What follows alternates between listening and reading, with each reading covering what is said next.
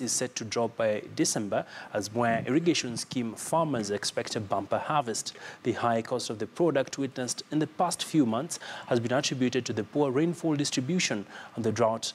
According to Mwea Nice Rice Millers Managing Director Njiru Mkombozi, millers in Mwea have felt the heat of poor production but noted that processes will go down when farmers harvest this season's produce. He called upon the government to fast-track the construction of the Thaba Dam to deal with the issue of water shortage once and for all and end the importation of rice from other countries.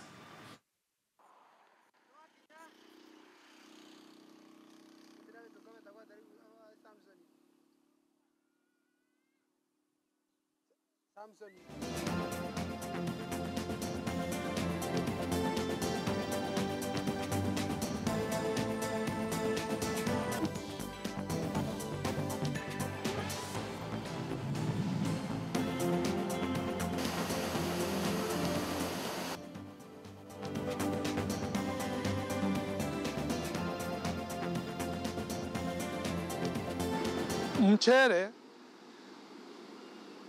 umekuwa na ukosefu mkubwa zaidi, na kama vile mnajua mpunga kila wakati upandwa mwezi wa 8.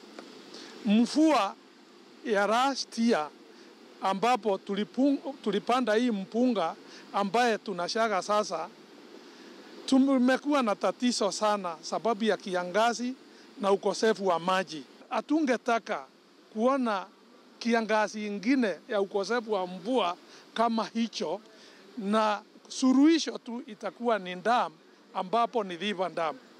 Ikianzishwa hiyo shinda itaisha, ndio tuweze wakulima waweze kutoshelesha mchere bila kuagiza nje, sababu wakulima